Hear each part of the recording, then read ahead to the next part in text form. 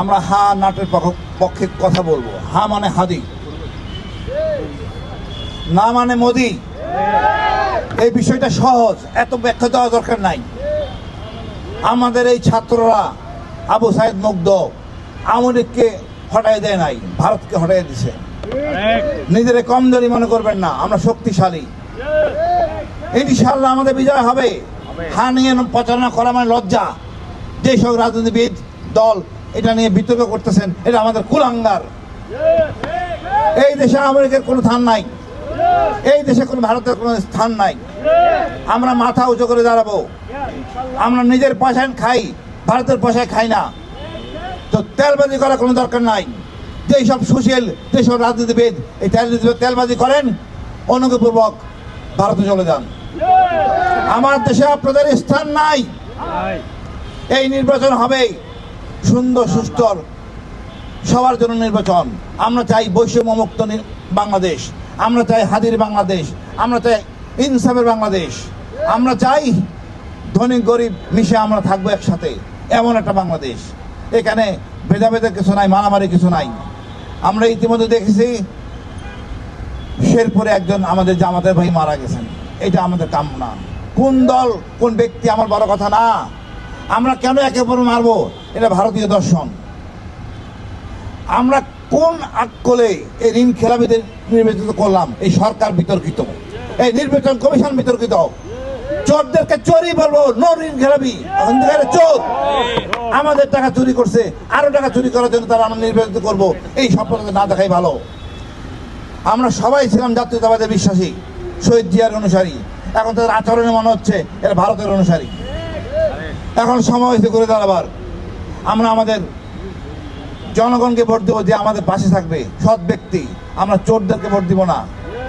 অল্প খাবো, কম খাবো, নিজের পয়সায় খাবো, অন্যের দানের পয়সায় চলবো না। এটা আমাদের দেশ, সবাইকে নিয়ে খাবো। ইনশাআল্লাহ আমরা শক্তিশালী জাতি, কাঙ্ক্ষিত লক্ষ্যে পৌঁছতে পারবো। আমি অশেষ ধন্যবাদ জানাই আপনাদেরকে, এই ফাইমকে এবং আমাদের এই তরুণ প্রজন্মকে। এরা আমাদের দিক নির্দেশনা দিয়েছে, নতুন স্বাধীনতা দিয়েছে। আমি ছিলাম 2 বার গুম, আমরা আবার গুম হইতে চাই না। আমরা আর পুলিশের হাতে মার খেতে যাই না। পুলিশ হবে আমার বন্ধু, সেবক। আমরা এক জাতি, 2 জাতি না। আমাদের মধ্যে কোনো বৈষম্য থাকবে না। আমাদের মধ্যে কেউ ভুল করে আমরা তাকে শুধরিয়ে নেব। এখানে কোনো জঙ্গি কাজ চলবে না। আমাদের বিপ্লবের ছাত্র ছিল, মাদ্রাসা ছাত্ররা ছিল, সবার অবদান অনেক। ফেরিওয়ালা ছিল, রিক্সাওয়ালা ছিল, ভ্যানওয়ালা ছিল।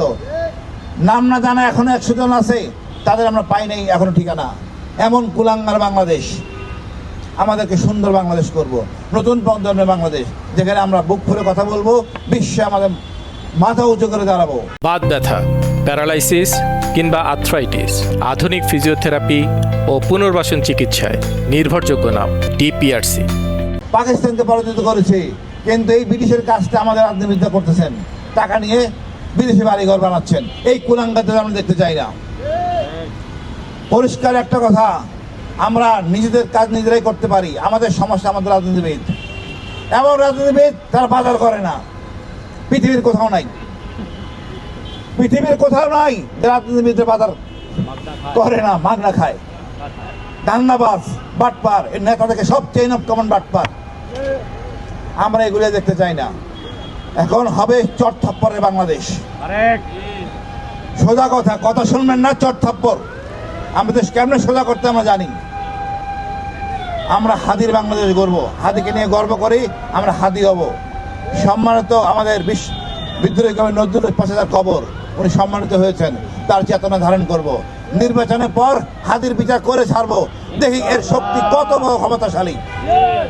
টাইনে হেসড়ে নিয়ে আসবো, যে যত বড় শক্তিশালী হোক। আমরা ভারতকে গণায় ধরবো না। আমরা এক জাতির দেশ। ইনশাআল্লাহ আমাদের বিজয় হবে। আমাদের বাংলাদেশ দীর্ঘজীবী হোক।